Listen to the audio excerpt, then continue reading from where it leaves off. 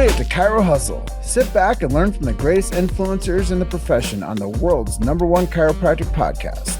Before we dive into this powerful episode, please remember to subscribe to our channels and give us a 5-star rating on iTunes and to continue hustling.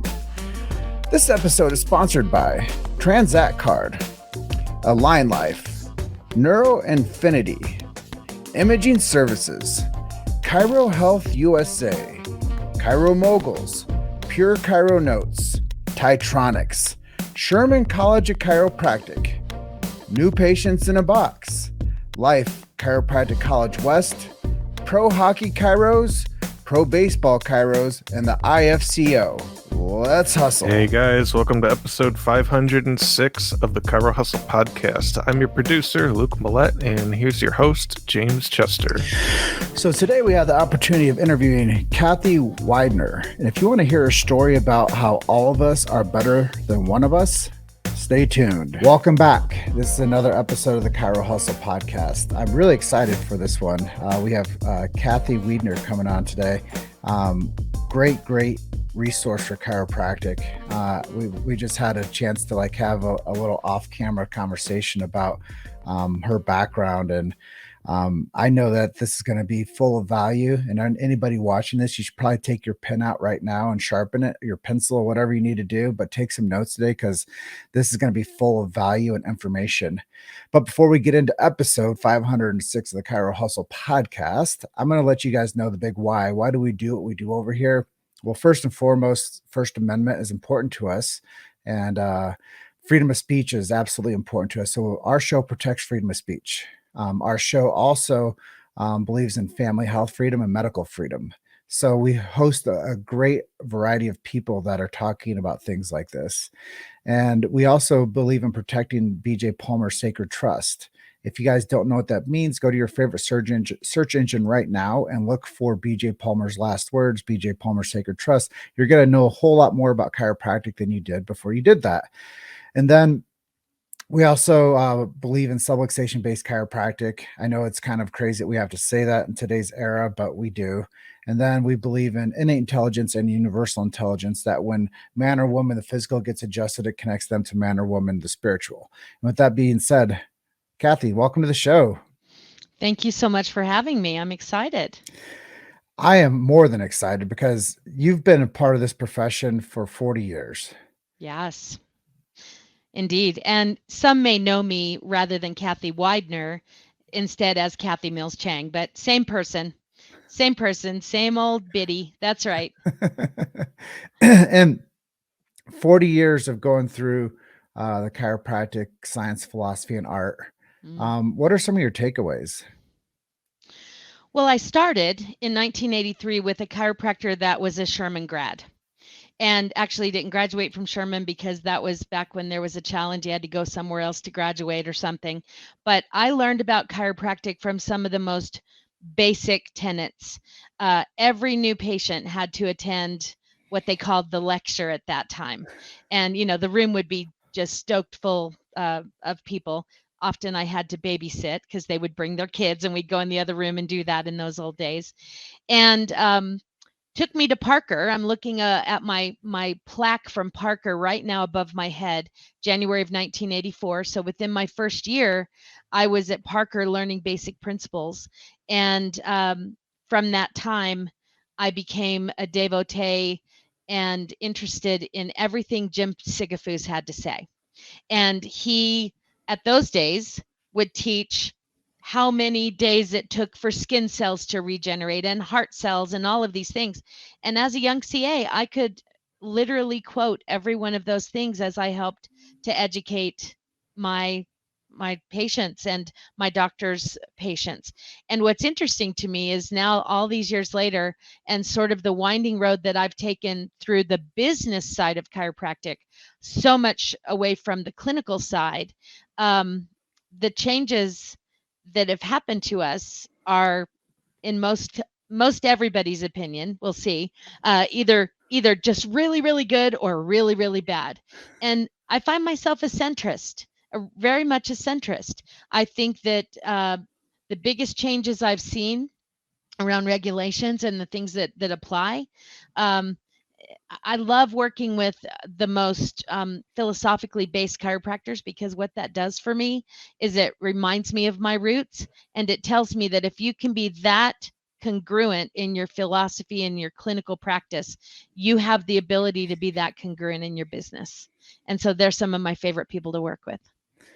Well, I love the conversation because, you know, philosophy is something that carries on this profession, and it's the thing Mhm. that makes it so unique. Um, you know, I studied on how to become patented like, I don't know, 20 years ago. Yeah. And you had to be unique, non-obvious, and novel. Mm. And I believe that chiropractic embodies a lot of that because of the philosophy, because of the techniques, because of the history, and not only that, the future also.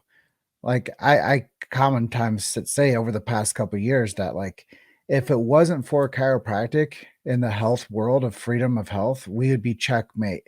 It'd be medical tyranny. But it's because of the chiropractic profession that the the walls haven't fallen in on the medical freedoms of our country, and that I believe that the chiropractic profession has been the one thing that stood up the longest for, you know, medical freedom and freedom of choice when it comes to our health. And you know, I was actually on a walk this morning, and I don't mean to bring government up very frequently in the things I do, but um, I wrote this while I was walking, and it says, "When will the government admit that chiropractic has been the answer all along?" And I think that it's really honest. And I think that that's what we need to do is turn back to an honest approach of taking care of families, of the individual taking care of themselves, of, you know, these tenants like you talked about, these early tenants that you learned going to Parker. Mhm. When will it become in vogue and popularized for people to actually understand the chiropractic philosophy and understand the chiropractic lifestyle, and that the adjustment isn't about chasing pain? Yeah, it's up to our doctors, isn't it, to help educate them and people like you. I think that the experience of patient education has gone by the wayside, very much, and part of it does bleed over into my world a little bit, because the doctors that are still so incredibly connected to third-party reimbursement versus more cash-based practice, or don't have a good blend of the two, are the ones that feel like they have to hustle and see as many people as they can to collect their $23, um, which has affected their ability to properly educate. Bill Esteb is one of my best friends and mentors, and has been for years. We're mastermind partners. We don't live far from one another. And I think that he is, I'm sure he's been someone that you've paid attention to as well. He has the clearest message, I think, in the things that he does, and talks about how important that patient education is. Because when you're long ago, I heard John DeMartini speak, also amazing speaker, who said, you know, we don't do our patient education or the lecture, whatever you may do in your practice, so much for the person listening to it to really get it, as much as we're teaching them how to tell others about chiropractic. And I think that we've kind of lost that art a little bit. You know, I love Bill. I actually spoke with him. My first big gig I ever did was Mm, over in Europe, and they had me there in 2016 to speak at this event called the Chiropractic Matters Conference. mm, And we were the only two non-chiropractors that were invited to speak there. And I mean, it changed my trajectory of where I am today, because I had a chance to speak over at the McTimity School. I had a chance to speak at the Anglo-European Chiropractic College down in Bournemouth, mm. and it really solidified some ideas to me about how global this profession is too, Yes. and how vast this profession is, and how we all need to protect the sacred trust, how we all need to do those talks. You know, when I worked in a clinic, a lot of people listen to our show. They know that I worked in a clinic for almost 6 years as a CBP traction tech. And Mm. the doc that I worked with, if nobody signed up for our patient education talk, the staff had to sit through it. That's great. So we are incentivized to like actually sign up people to come to that class. Yeah. Um, Otherwise, I mean, we had to come anyways, but Right. but we like the doc would still give the talk to the staff. Good for them. Yeah. So I think that what you're saying is really important when it comes to like the messaging behind chiropractic. And DeMartini taught me one thing. He told me this one quote that I'll never forget, but it's maximum evolution happens at the borders of chaos and order. Oh, that's a great quote. And I think about that a lot. And I think about why chiropractic is where it is today is because that is maximum evolution. And chiropractic has maximally evolved into what it is today. And that's give, love, serve, but it's also business. And I think that that's where you've come into play a lot with the profession, is understanding the business fundamentals of the profession. Yes, that's really where our sweet spot is. Yes. So marketing, business, what are some advice, strategies, ideas that you would give to somebody that's fresh out, been in practice 3 to 5 years, people that really need something to put into their toolkit? Well, it's interesting, during this 40th year journey, there have been a number of interviews and different things, magazine articles, and I find myself very much gravitating toward this topic because if my passion is the colleges and trying to make sure that we can fix the subluxation that is that, because what's happening is they're not out properly prepared. And we are not, the medical profession where they're going to go straight into a hospital or they're going to do something like that. And either they're cannibalized by a doctor that's already doing everything wrong, and then they think that's right, or they don't know what to do. And so the pieces of advice that I like to do when I speak at the colleges is to talk about, it's unreasonable to think that you could ask another friend how to do something that is that complicated. You would never do that with your taxes or with your license or anything like that. Don't do it with your business, and understand when the right time is to hire a professional for whatever that is, for a 30-minute consultation or for actually helping you. And that's a very strong message, because right now, on the average, 2 people a week call us and say, literally, I can't make this up. This morning, I had a consultation with a doctor telling me he's been in practice 26 years and did not know it was that he couldn't opt out of Medicare as a chiropractor. And I'm dumbfounded when I hear these things. Either you haven't been to any seminar where you've paid attention, you haven't been to the right seminars, something's going on that you didn't know that when you came out of school. He goes, well, it was different back then. That wasn't the rule. It was the rule. It's just that they care about it more now. And so that's probably the number one thing that I would tell a student is get the right information from the right people. It's unreasonable to call around and ask 3 people until you get the answer you're looking for. You're messing with all of that energy and effort you've put into your education and the money that you've spent. It's not hard. It is not hard to be in business today. You just have a few things you have to deal with, and deal with them properly. Yeah, I think that those are some really important things to discuss. So I'm just going to ask you, where do we need to send these people to, like resources? And I was once told that some of the things you just said there is to pay the most one time and cry once, rather than always trying to get a deal or taking cheap advice or not doing it the right way, because it's going to cost you more the second, third, fourth time. And if you do anything out of sequence, from my coach, he says, if you do anything out of sequence, you have to go back and do it over anyways. So Truer words have never been spoken.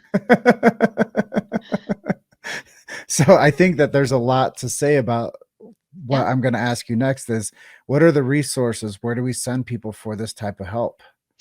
Well, let me say this by saying a story. So I spoke last weekend in Mississippi to 130 some folks in the room, and somebody came up to me on the break and said, I think you're great, and I finally understand this thing, but I have to tell you, I called Medicare and they told me the opposite of what you just told me. And that kind of thing frosts me to no end, because they probably sat in on a Medicare webinar.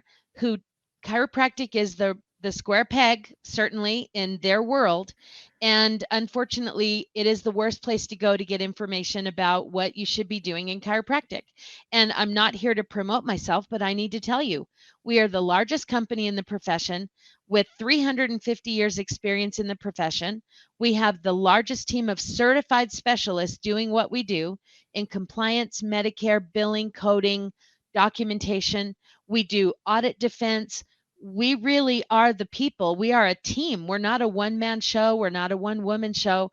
And when we don't know an answer, we know how to find the answer. And if there isn't an answer, our certifications allow us to give you the best information that we can. There are a lot of good people out there. And unfortunately, there are a lot of people that have no idea what they're doing who try to advise in this space. I think you have to be willing to make an investment, to your point, pay once and get it right. I mean, our library is $99 a month. It's the largest compendium of training anywhere in the profession. The colleges use it because there's nothing like it. And it's training that's available anytime. There's one-on-one, there's consultations. We can do whatever. So get a professional. If it's us, great. We'd love to help you. But if it's not us, get somebody, ask their credentials. And when somebody tells you something, ask for their reference. Yeah, that's a big part of our show is we are a depository, a resource. People listen to our show a lot, and I constantly get messages from people asking me like, how do I do this? How do I do that? Where do I go for this? Can you help me find an associate? Can you help me sell my practice? Yes. I'm barrage of contact. What do I do for this type of marketing? What if I want to do a screening? What if I want to do ads? Like, who do I trust in this marketplace? And I got so frustrated at the end of it. I'm like, I'm just going to start my own. That's a great way to do it. And screenings are such a red flag in most cases because things are given away free when they can't be or shouldn't be, or all of these things. And, that falls under the umbrella of compliance. Compliant marketing is a big piece of our library because there are options of things that you can certainly do that make you not on the radar. And depending on whether somebody is participating in any type of insurance, personal injury, whatever, the rules are different. Whether you're literally all cash based turning away Medicare, you can do this set of things. If you're in this category, you can't do this set of things. And so it really is a topic that we're always sad when we see somebody who's done something and then they've gotten in trouble and come to us. You've made it to Chiro Hustle. Sit back and learn from the greatest influencers in the profession on the world's #1 chiropractic podcast.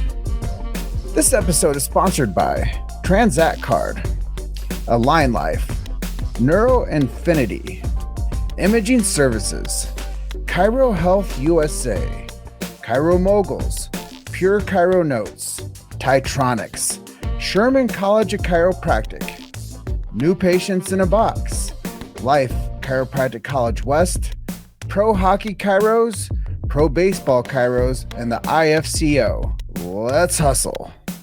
Yeah, that's honestly, I've been supporting the state associations big time. Over the past month or couple months. This new year started, I have a campaign to help as many state associations as I can.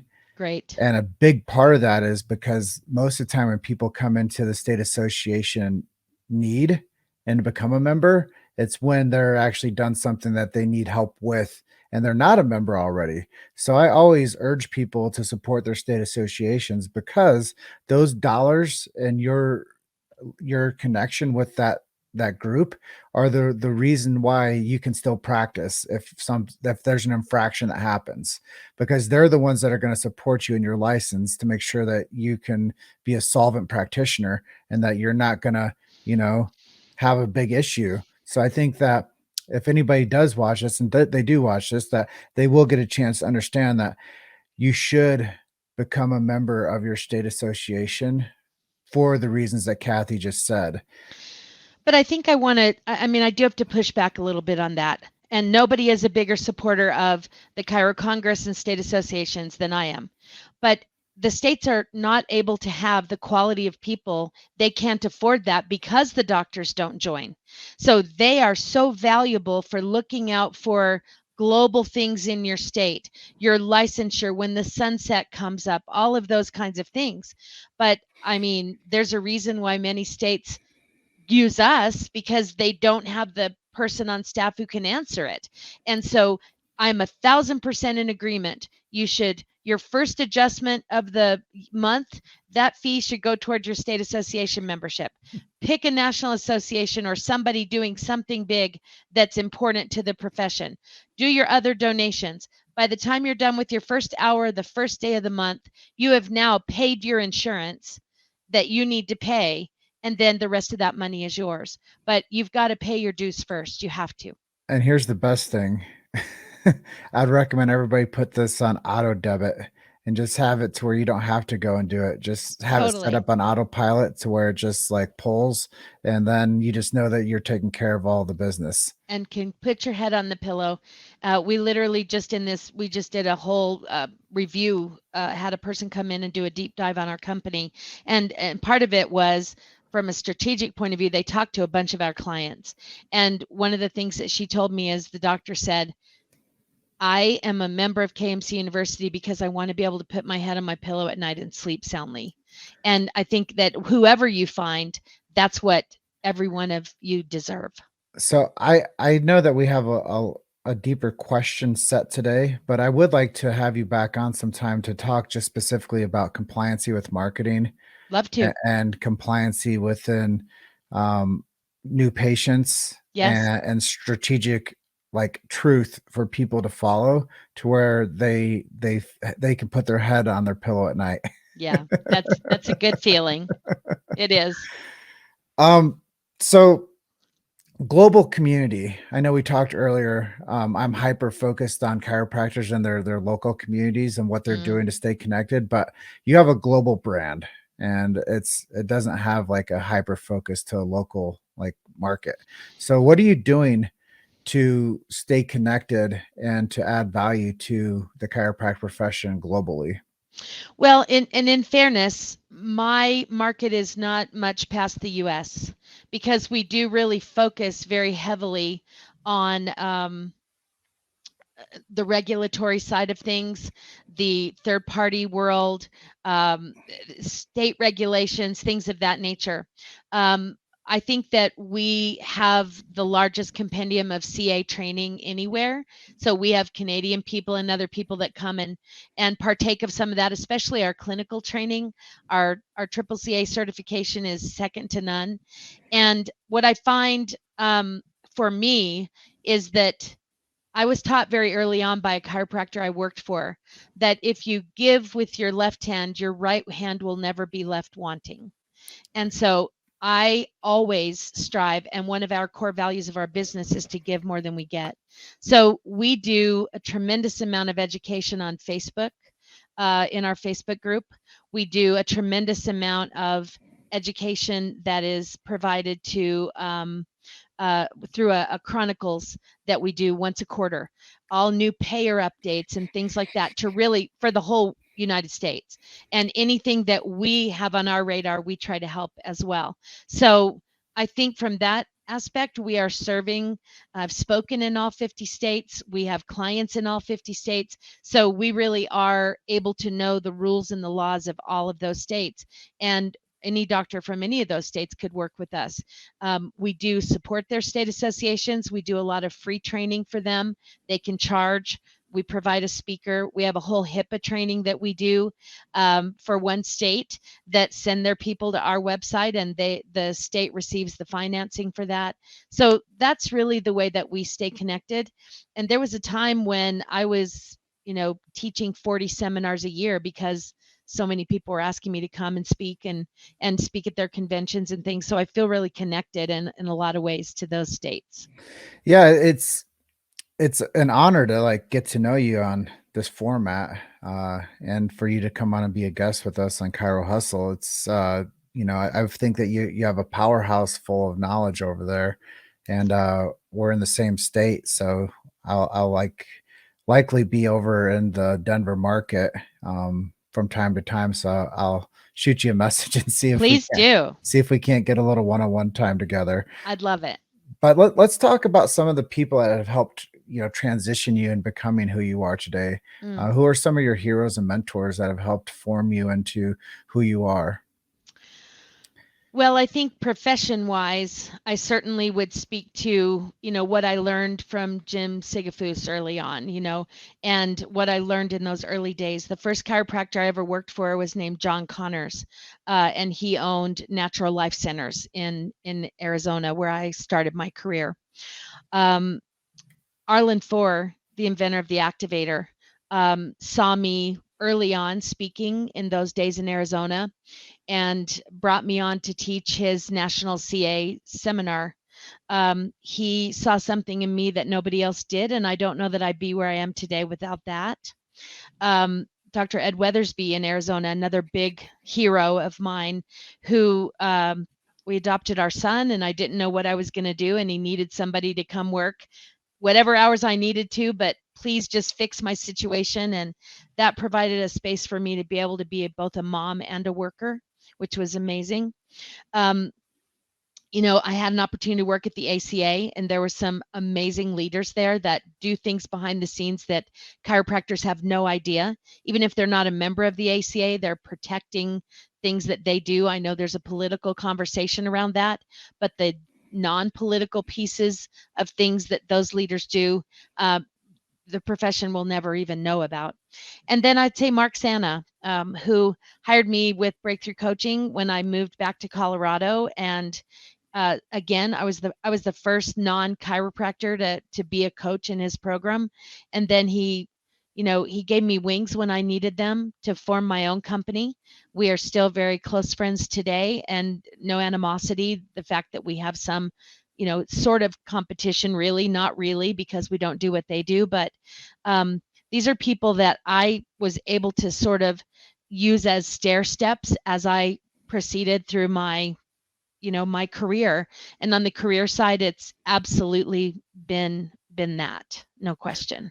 Well, there's a famously said quote from chiropractic is, "We stand on the shoulders of giants." Yes. And I think that everything you said there couldn't be more true.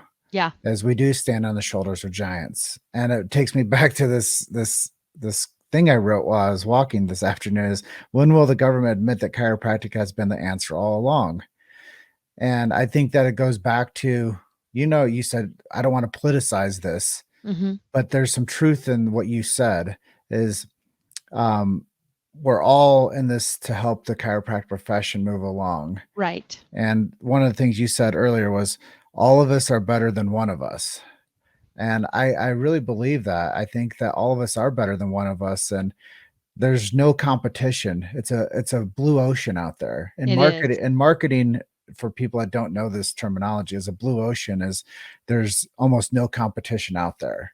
And a red ocean means that the water's bloody and it's competitive. Right. So a blue ocean means that we have like forever and a day that we can like make initiative with chiropractic and make a change for the better of the future of the profession. So I'm all for unity through diversity, and that we all do something a little bit different, but it doesn't mean that it's not chiropractic. Well, and you know what? Everybody isn't everyone's cup of tea. Like, I can tell you that I can be someone that people don't necessarily resonate with. And maybe some people resonate more with a man. I know that I went through a period of time the last few years, being open and honest with you, where I was ready to throw in the towel because I was just sick to death of, and I was a crab ass at certain ones of these meetings. I can promise you, there were people that were like, well, you were snippy. And the reason why I think like this was the crux for me is I had a person call in right into our help desk. They said, I've got about $3,500 in claims with this payer. They're not paying them. And they're telling me it's because I'm not using the right modifier. What's the right modifier? Well, our help desk includes, email and phone help. But if we have to look at something, there's a very small nominal $39 charge. We get with the specialist. They get 20 minutes with the specialist. We help solve the problem. And the girl went called us back. We said, this is what you need to do because we need to see it. She called back and said, I'm so sorry, my doctor won't pay the $39, but can I pay you directly? Because I really need to get this solved. Literally $3,500 waiting to be paid that we did solve in probably 2 minutes. And you've heard that joke before about the plumber that, charged so much for the wrench and so much for his time, because you have to know which button to push. And we know what button to push. But when that doctor who wouldn't spend $39 to get the help, they started coming in droves for some reason. And I became very jaded and very frustrated. And, I'm sure that I wasn't pleasant sometimes. And so I think I've referred to other colleagues of mine who do what we do because it might be a better fit. And I would hope that they would do the same thing, because we're not always everybody's cup of tea.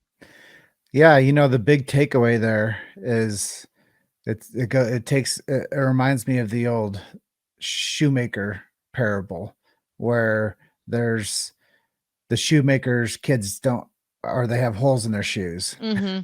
And it kind of reminds me of the same way that some offices or some practitioners go about making sure that their I's are dotted and their T's are crossed. Is 2 years ago, I called it the pay to play year. Like, you have to pay to play. It doesn't matter what it is. And I think that the more that you pay for the resources and for the connections, and it just speeds up your career. Especially when it's not that expensive. And, there is an entitlement, I think, that has been pervasive in the profession a long, long, long time, not recently. And that we deserve to, we're put upon with our reimbursement, so we should just band together and help each other, which is fine, except if you give each other the wrong answer, then you're all going to go down the tubes together. So don't do that. Don't do that. So I think you teed it up for a closing question is, 20 years from now, you've been here 40. Where do you see the profession headed? Well, I was interviewed for an article for my 40th anniversary, and I closed it in a way that I think probably some in the profession won't appreciate. But I feel very strongly that the biggest affront to the profession right now is the requirement that chiropractors can't opt out of Medicare. And so consequently, a very large percentage are doing it wrong and illegally. And it's a matter of time before something's going to happen. So I think the thing that we could push toward right now as a profession that would make the biggest difference down the road is the realization that people will pay for what they value, but you still have to pay by the rules. So do the minimal things you have to do to be enrolled in Medicare. 10,000 people a day are aging into Medicare. And eventually that means your patient base is going to age into Medicare. And if you're not enrolled in Part B, you just can't take care of them anymore. And that's ridiculous. So we have to put our effort and energy into getting something done about that, clean it up, behave properly. And then I think in 20 years, we're going to see ourselves, the doctors that really want to be medipractors and doing more things that are more medical related will get a chance to do that. And I think the profession will come back to very much cash-based chiropractic. I worked in a practice where there was a box on the wall. And I still can't believe they did that, but they did. And people put money in there and the doctors did very well. I'm not advocating for that, but there is a way to make it affordable and to get chiropractic to as many people as they can. And if we do what we need to do the next 5 to 10 years, in 20 years, I think every chiropractor will not have to take a second job stocking shelves at night, because that breaks my friggin' heart. Yeah, there's a lot to be said there and a lot of unpacking to do, but the passion is true. And it's been a great conversation with you today. At this juncture, is there anything I didn't ask you that you'd like to share with our audience? I don't think so. I'm delighted to have the opportunity to talk to you. I think being non-chiropractors, we come at this profession a little differently, but I can tell you that chiropractic saved my life. I used to take hands full of pills for my asthma. And when I became a chiropractic patient, the same day I became a chiropractic CA, my life changed forever. And part of what I do because I feel like that's my debt to the profession. Wow. Well, Kathy, it's a real honor to have you on here. I look forward to our friendship blossoming in 2023 and into the future together. You're a gem. I really appreciate the integrity and the work that you do and the messages that you shared with our audience today. And you're episode 506. Awesome. That's a great number. Congratulations. Thank you. Well, I'm going to close out by telling everyone you're just one story away. Keep hustling. I'll see you guys on the next episode. Thanks, Kathy. Thank you so much. Bye for now.